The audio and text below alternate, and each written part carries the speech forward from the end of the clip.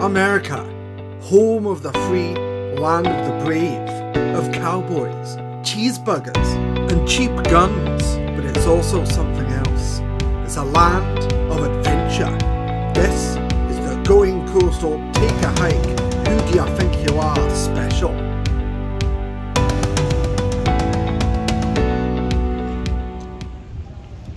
Hello there, I'm going coastal on the west coast of America. That's exciting and expensive. So they've only paid for one episode. It's hot, it's very hot. But here we are in Los Angeles, and maybe we'll do a Take a Hike, the movie. I don't know who'd play me. Maybe Sebastian Stan or like Harrison Ford, but like with the CGI that makes you look like a baby. The great thing about being here on Santa Monica Pier, the very end of Route 66, well, it had to end here because that's the ocean, and you know there'd be no point continuing. But you can see as far as the eye can see. Well, you could if it wasn't for the smog. I don't know, Clive. I can't see the coast anywhere. I don't go the right way. I think we're lost, Clive. I mean, there's no coast here. It's just lost. We're in Las Vegas, Clive. We're in Las Vegas. You lost? Did you just come here because you saw that sign about the dancing girls? You know you can't get that on expenses.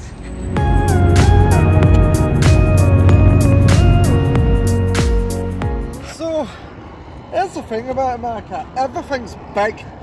And as we are driving back to the coast, this is the world's biggest thermometer. The thing is, from this angle, I can't actually see what it says. But it's hot. It's really hot, Clive. Can we go? We were soon back on the road. I don't know how to pronounce that, Clive. Anyway, we were back on the road and heading to the coast. And the adventure is about to begin.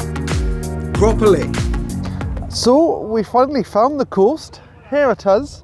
We're in San Francisco. That's the Golden Gate Bridge, although it's actually red, so I don't know why it's called that.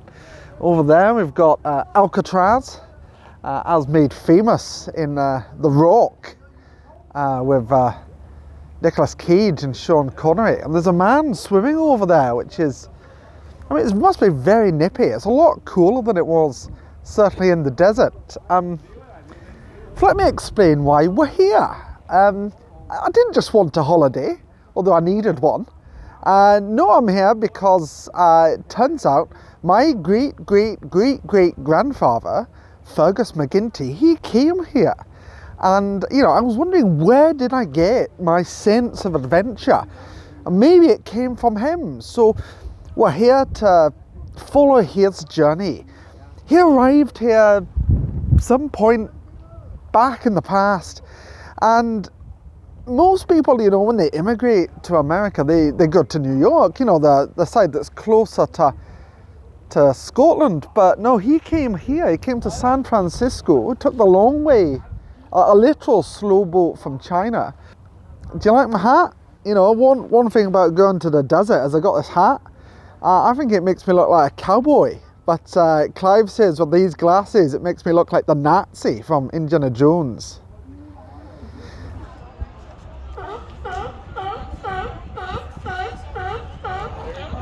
Fergus's first job was here, where he was paid to kill and skin the sea lions. It's very sad. But they don't do that now, so, you know, they're having a whale of a time. Oh, he killed whales as well. He had to kill whales as well. You know, it's so exciting being in America. I was very pleased that they said they'd let me film. Because everywhere you look is the setting of like a really famous Hollywood movie. So after you've got The Rock, it was filmed here, Vertigo, Bullet, Ant-Man, Ant-Man and the Wasp, Rise of the Planet of the Apes, Dawn of the Planet of the Apes, Star Trek 4, The Voyage Home, Down Periscope, loads of great films, The Towering Inferno, no, I think that's it. Godzilla, the 2015 one, Shang-Chi, Legend of the Ten Rings, A View to a Kill. Yeah, I think that's all the films that were filmed here. Anyway, so the reason we're here, Fergus got off the boat, he got on a train, and that train would have taken him north along the, well, not along these tracks, because they in there and then you'd be back in the sea, and he wouldn't want that because he just got off the boat, you know. But he got on a train, it took him north, across the bay, into the mountains, and that's where we're going to go next. Though I am starving, Clive, so should we get some food? Do you know I could get some crab, Clive? I'm very excited to be here. I've always wanted to get on the big American train. The kind of train that Fergus would have been on as he drove, well, he didn't drive the train, but as he went his way up the north coast. Anyway, I'm really excited to get on the train. It's something I've always wanted to do.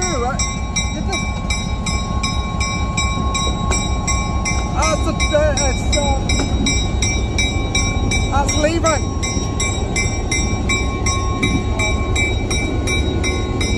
I thought it was that one. It's that one. I missed the train, Clive. And it's going very slowly. We probably could still get on it. It's moving again.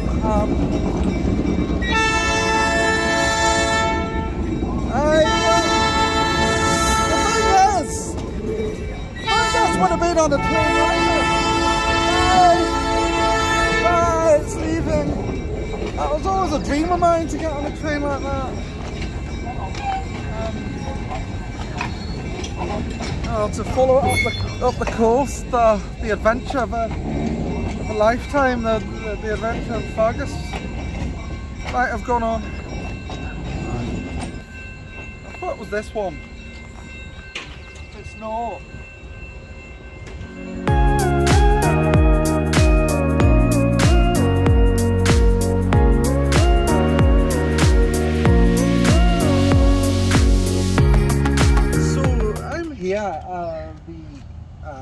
The museum where we're in the middle of a town, and what they've done is they've made a town out of lots of different buildings, and I'm here because one of these buildings was owned by Fergus McGinty, my great grandfather, and I'm just following the map, and I think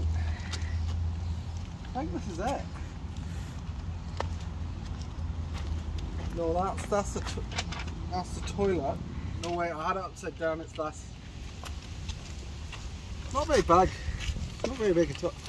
There's some very nice big houses, but Fergus, I guess he didn't have much money when he came over. He probably built this,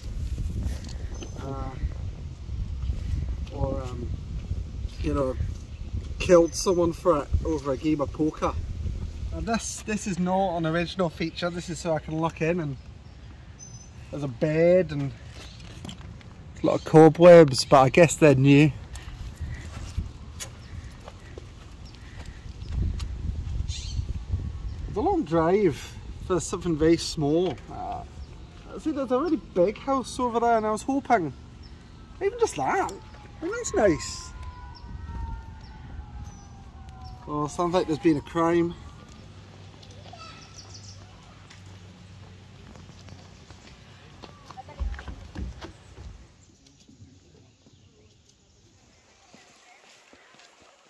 So I'm here in Rio Woods, named after John Muir. And John Muir was actually born in Scotland. He was born in Dunbar, but he came to America with a sense of adventure. Because that's what he was an adventurer, but he was also a naturist. No, naturist is... No, he didn't get his lad out. Naturalist, he was a naturalist. And he protected nature, he advocated the creation of national parks to look after the natural environment. And I'd like to think that maybe that's what inspired Fergus to come out here. Fergus himself was born in Aberdeen, and then he came to America a lot like John Muir did. Fergus, for what we know of him, was married to Jaunty McGinty. Well, she was McGinty after they married. And then they had 5 children, and then one day he decided he was going to up sticks and come to America, leaving his family behind. Now, you might, judge him for that.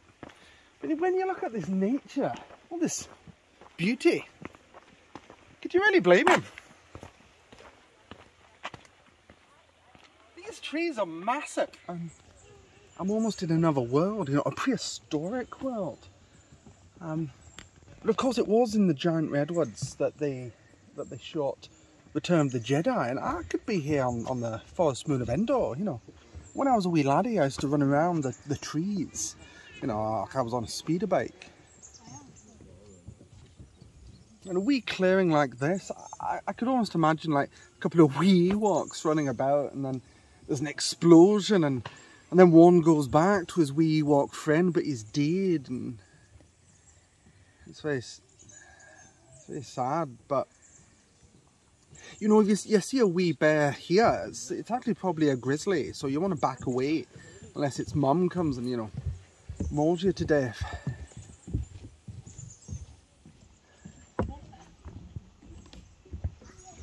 It's actually really powerful being here, and I'd like to think that Fergus did come this way and he got to enjoy this nature. Of course we don't know. Maybe he met John Muir, maybe he didn't, but maybe he was inspired by John Muir's words at least. Now I've got some here that I'd like to share with you. Keep close to nature's heart and break clear away once in a while and climb a mountain or spend a week in the woods. Wash your spirit clean. Between every 2 pines there's a door leading to a new way of life. For a good time, call Stacy. I think this is one of your cards. I think you got that in Las Vegas. How glorious a greeting the sun gives the mountain. To behold this alone is worth the pains of any excursion. For a better time, call Stacy's mum. She's got it going on. That's another one of your cards, I think, Clive. God has cared for these trees, saved them from drought, disease, avalanches, and 1,000 tempests and floods, but he cannot save them from fools. The mountains are calling, and I must go. Actually, I think I must go, because that creek, it's making me want to have a wee,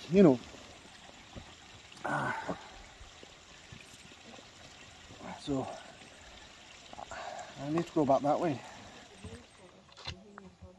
I'm in a tree, Clive. It's like a big tree house. I can live in this. Oh no, the spiders. No, I don't like that. Nah, it's doing that to make itself look more dangerous. Because it thinks I'm going to pick it up. But I'm not going to do that, because... well, maybe it was just falling over. I don't know. I call these, I'm going on these adventures looking for nature. But here, I can just sit down and have my lunch, and now I'm not surrounded by wee little chipmunkies. Hey? Wee little chipmunks, see? You can do a song. Hey? I mean, there's loads. I mean, they've just gone. There's one time, eh? Look at that. Wow. Nature. It's just nice that it's still here,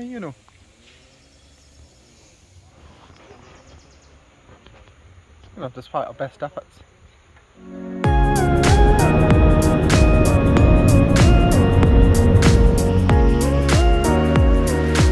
Trying to keep my hat on, Clive. It's quite windy down here, eh?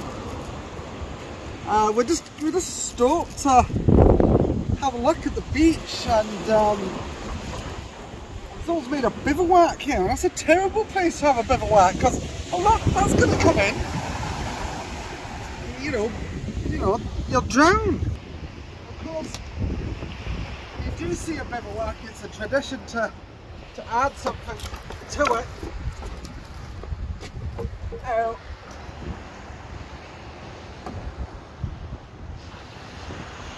So, I mean, you can't stay there, obviously you'll drown, but what a lovely beach, what a lovely place to see nature. There's so much nature. I'm pretty sure over there there's some seals, there's been some birds. You know, when we film these back home, I'm lucky if I see a coup, you know. But there's nature everywhere, it's great. I think they're seals. I think they're wrong. I think they're seals. I think they're... Oh, my hat, Clive! My hat! Okay, I got it. Oh.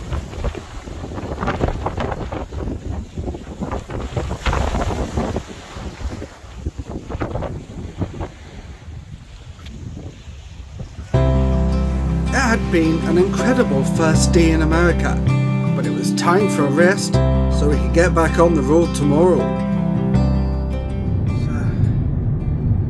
It's a very windy road.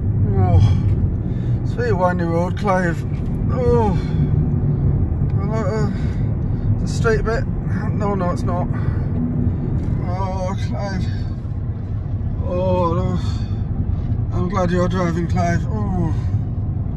Oh, maybe it'd be better. Oh, what if I did?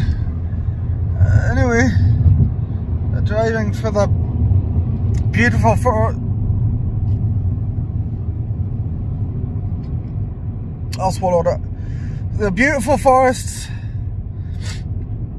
beautiful nature.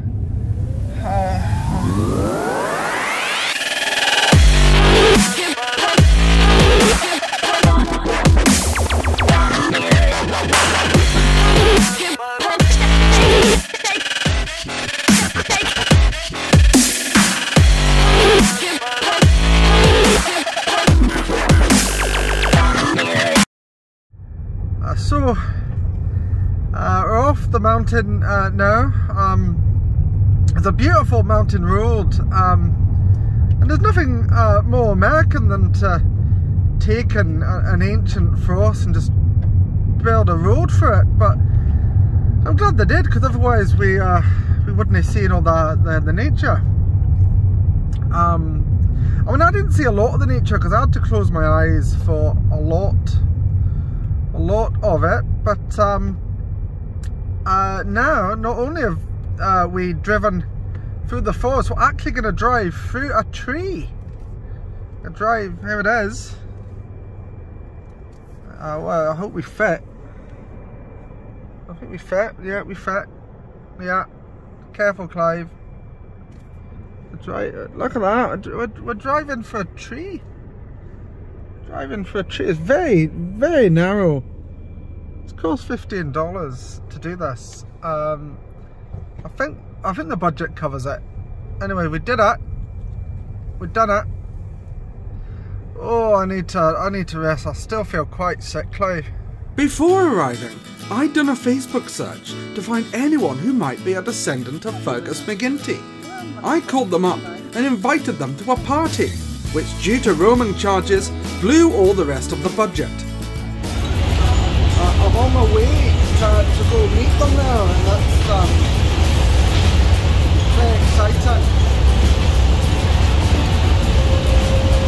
Very fast. It was so exciting to meet so many McGintys, although at first Carol was a little wary of me. She thought I might be a Fed, as her son was being investigated for his part in the January 6th Capitol riots. Everyone was in high spirits, although it turned out not everyone had actually heard of Fergus McGinty. They were just there for a free party and had no idea who I was or why I was speaking. It's really nice, a lot of stories, a lot going on.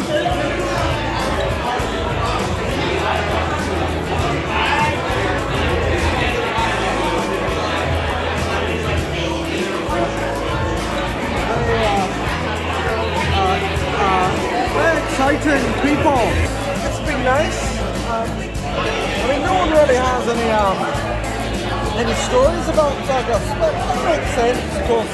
He's been dead a long time, and they probably didn't know him.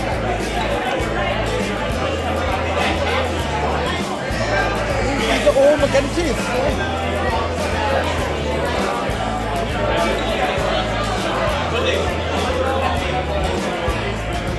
The cake.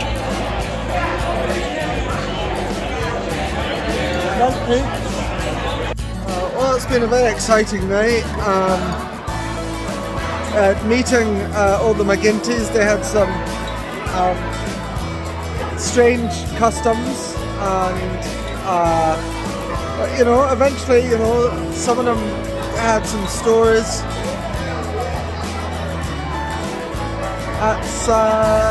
It's nice. It's nice to discover all these people. It's been great. They're very strange. I'm here on Mount Rainia. So called because of all the mountains in this area, this was where the most rain was. It's also the place where Fergus McGinty died. He'd got involved in Keeper with a plot surprisingly similar to that of the Sylvester Stallone action movie Cliffhanger. Unfortunately, he passed away on the mountain, so his body's up there somewhere, don't know where. This is probably as close as we'll get. What we know about Fergus's last words is he went up onto the mountain. It's slippery.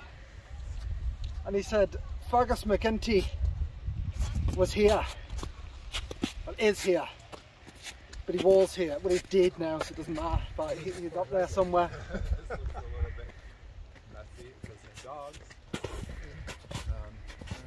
I don't think so. Yeah. I don't want to take it. So I can't think of any finer tribute than to rest my hat to mark the end of the adventure.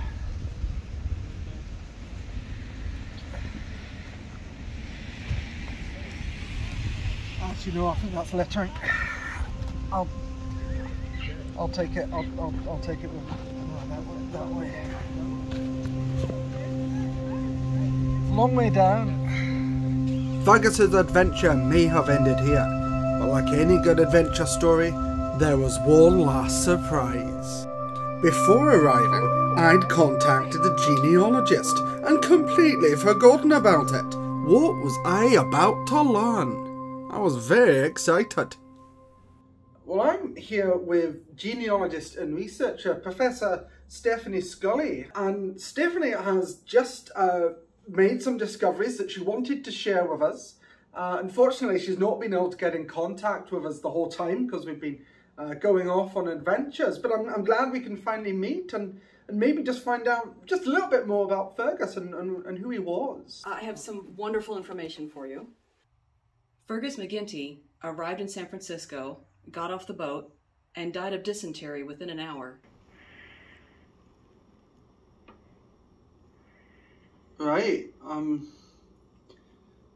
Can I see the records? Have you got them? You've got them here. Fergus McGinty arrived in San Francisco, died of dysentery. That's right, violently. Violently? Yes. That's the only notable thing about him. And if it hadn't been that violent, they wouldn't have noted it. He would not exist in the record books at all. So all the adventures, he didn't go on them. He just... I should hope not. So who have I been following this whole time? Shortly around the time Fergus passed away, an Irishman named Seamus O'Halloran disappeared, but a new person showed up who looked remarkably similar, named Fergus McGinty. Fergus McGinty, he had so many adventures. I really enjoyed reading about him. He loved animals. Well, he loved killing animals and then doing things with their skin. And he would club seals, and eventually he went north and died a hero's death on Mount Rainier. Right. That wasn't he, Fergus McGinty. Oh no. So he didn't do anything?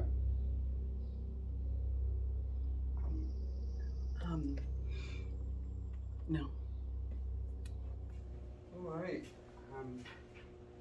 Well, thank you.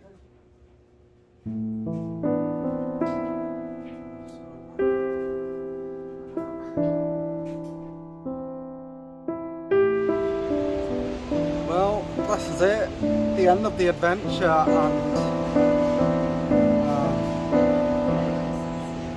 I just can't believe it, you know, this time thinking Fergus, he got to go on these big adventures, and he didn't. He didn't get very far at all, and it's quite sad actually. But I guess we got to go, and whether or not, you know, doing it for Fergus or doing it for myself, I didn't know, but you know, I always wondered where the McGinty sense of adventure came from. And I suppose at the end of this, what I've learned is just go. Doesn't matter where you are or what you're doing, just go. If you hear the call of adventure, then answer it, because you didn't know when you're going to shit yourself to death. Anyway, that's our plane, so I'll see you next time, mate.